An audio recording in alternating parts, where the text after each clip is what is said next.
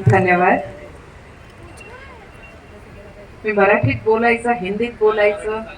नाही, मला मला हिंदी काही प्रॉब्लेम नाही. मला हिंदी काही तिथे नॉन मराठी माणसं दिसते तिथे मी हिंदी बोलते. मी सगळे 5 भाषात कम्फर्टेबल आहे.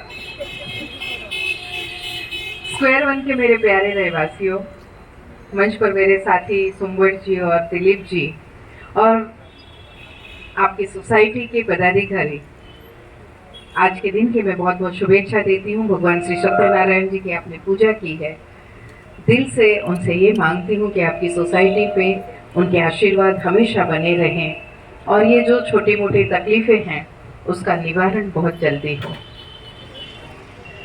सबसे पहले कुछ बेसिक रूल्स होते हैं जब हम नए घर लेने जाते हैं.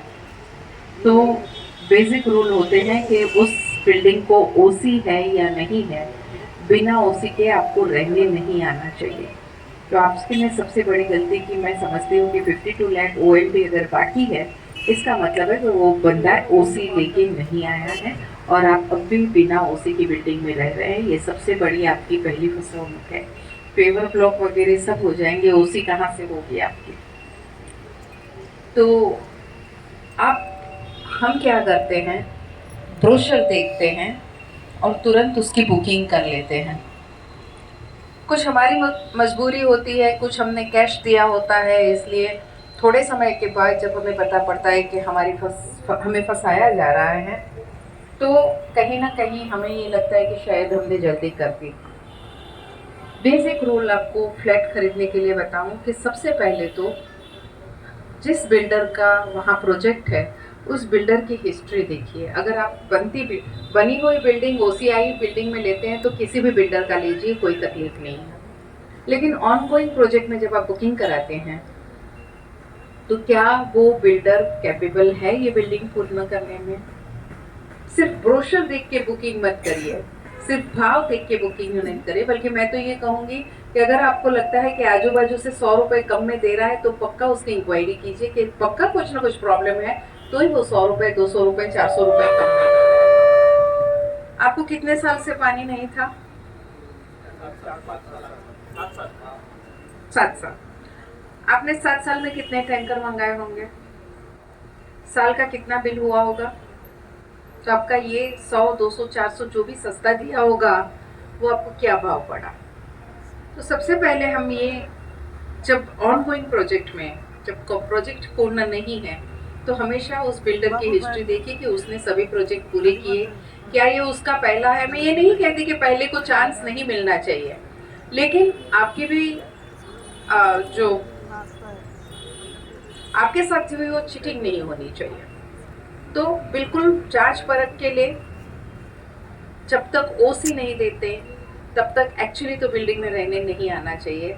मैंने फिर कहा आप लोगों की मजबूरी है, आप कुछ कैश अमाउंट दे के फिर आपकी मजबूरी होती है कि वो आप क्लेम नहीं कर सकते, इसलिए मजबूरन वहाँ रहने आते हैं. इसलिए आगे से या आपके भी कोई जानने वाले लेते हैं तो उनसे पहले कहिए कि बिल्डर की हिस्ट्री देखिए कि उसने वो काम कंप्लीट किया है कि नहीं, उसने सब काम लीगल किए हैं या अभी भी कुछ ऐसा है.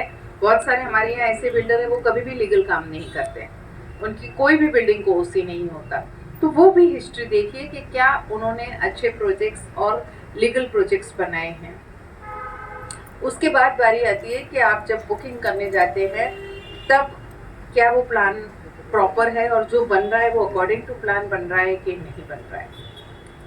ये 52 लैक्स जो आपकी ओएलटी थी वो कितने सालों की जमा की.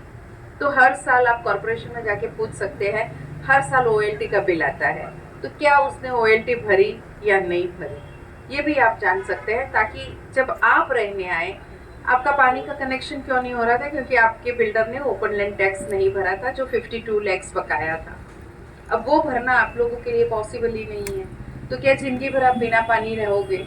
और ये आउट ऑफ द वे जाके करके दिया वो बात अलग है, बाकी ये कायदा है कि आप ओसी लेंगे तभी आपको पानी की लाइन मिलेगी. तो ये भी नहीं हुआ है. ऐसे आपकी बिल्डिंग का केस नहीं है, बहुत सारे मीरा भाईंदर की ऐसी बिल्डिंग है जहाँ ये चीटिंग होती रहती है. तो आपने तो समझिए कि एक सबक ले लिया. अब की बार आगे आपके जानने वाले कहीं भी फ्लैट लेते हैं तो उनको इन सब बातों का ध्यान रखने के लिए ज़रूर करिए।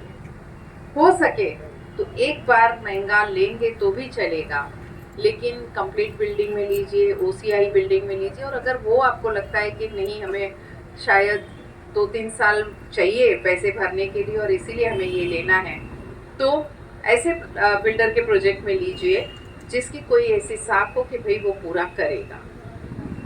दूसरी बात ये है कि अब इस बिल्डिंग को ओसी मुझे नहीं लगता है कि कोई भी दिला पाएगा, लेकिन आप इसका डिम कन्वेंस ज़रूर करा सकते हैं। एक बात बहुत अच्छी हुई है कि जब से मैं डिम कन्वेंस के बारे में काम करती हूँ, तब जब मैं मेयर थी तब मेरे ध्यान में ये आया कि मीरा भाईंदर की बहुत सारी बिल्डिंगों को ओसी नहीं है। तब मैंने तब के महसूल मंत्री दादा पाटिल से ये बात कही कि सर ओसी की हमें ये जो अट है उसमें से वो हटा लेनी चाहिए। और बहुत मुश्किल के बाद 22 से पहले 22 डॉक्यूमेंट लगते थे डिम कन्वेंस के लिए, अब 8 लगते हैं जिसमें ओसी कंपलसरी नहीं। तो आप अब अपना नेक्स्ट स्टेप ये होगा कि आप ओसी नहीं मिलेगा ये समझ के आप कन्वेंस करा लीजिए, तो कम से कम ये पूरी लैंड आप लोगों के नाम हो जाएगी, इतने आप सेफ ज़रूर हो जाओगे। ओसी नहीं मिलने का, देखिए मेरा भाईंदर की 50% बिल्डिंगों में ओसी नहीं है, इसलिए कोई तोड़ने आएगा और आपकी बिल्डिंग को इलीगल ठहराएगा, ऐसी बात नहीं। आपको मेंटेनेंस का बिल शास्ती में लगता है या नसादा आता है? शास्ती में नहीं लगता है, चलिए वो एक अच्छे नसीब है। फ्लैट साइज क्या है आपके यूजुअली? 875, 425 और 875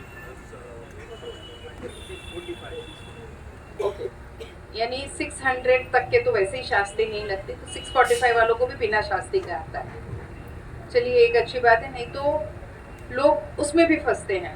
3 गुना मेंटेनेंस भरना पड़ता है, 3 गुना हाउस टैक्स भरना पड़ता है अगर हमने ओसी नहीं ली।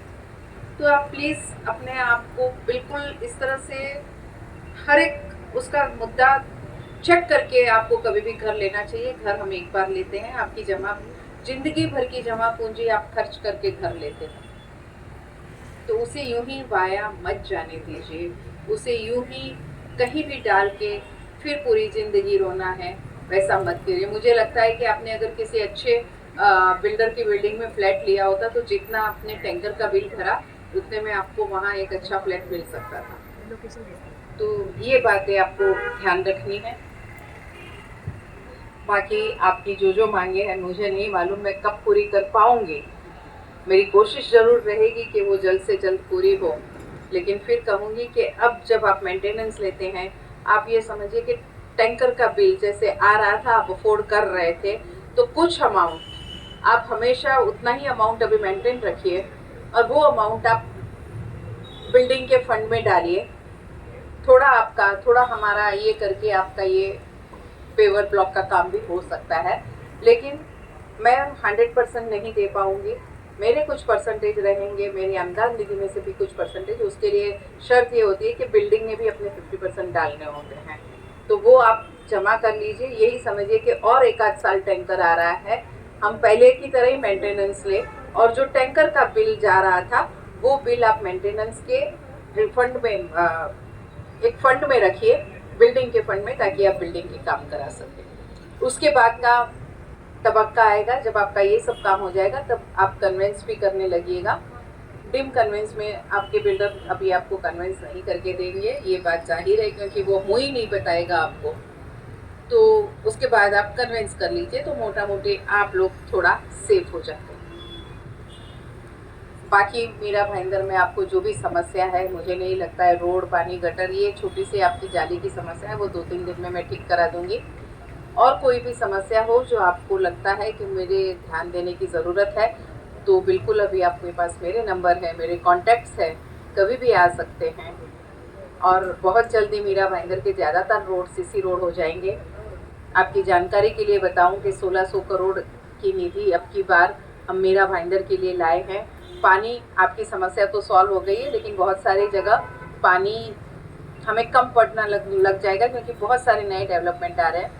तो 217 MLD पानी हमें मिल रहा है, और उसके लिए इंटरनल पाइपलाइन के लिए 516 करोड़ की निधि हम लोग सेंट्रल गवर्नमेंट अमृत 2 योजना से लेके आए हैं। 1000 करोड़ के सीसी रोड बन रहे हैं, 185 करोड़ का बुआरी गटर का बन रहा है और बाकी 300 करोड़ के छोटे मोटे काम बन रहे हैं। मेट्रो बहुत जल्दी ख़त्म होने वाला है, वो भी आपको अच्छा फ़ायदा दे जाएगा। आपके लिए जल वाहतूक, यानी आप यहाँ से बैठे और नरीमन पॉइंट बोट से उतरे, वो भी बहुत जल्दी चालू होने वाला है। वसई तक आप जल वाहतूक से जा सकते हैं। रोरो सर्विस चालू होने जा रही है। मुझे लगता है कि मोटा मोटी 3-4 साल में मीरा भाईंदर की शक्ल इतनी बदली होगी कि आपको ये अफसोस नहीं रहेगा कि हम कहीं मुंबई साइड में क्यों नहीं रहते। आप मीरा भाईंदर में भी वही सब सुविधा प्राप्त करोगे जो मुंबई वाले अपने वहाँ पाते हैं। तो धीरे से काम हो